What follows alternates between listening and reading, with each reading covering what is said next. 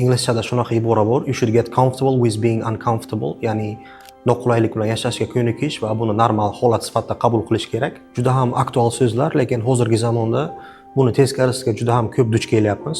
Qiynamasdan dars o'taman, miyaga umuman bosim bermayman.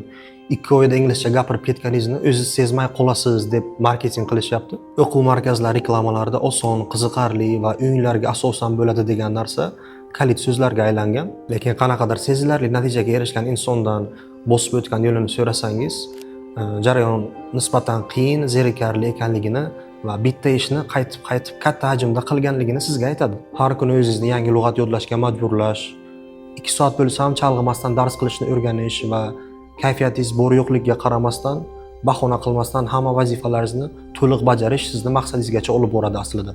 Aynan sizni farzandingiz uchun tuzilgan, oldin hech qayerda bo'lmagan dastur yoki qanaqadir mo'jizaviy eliksir yo'q.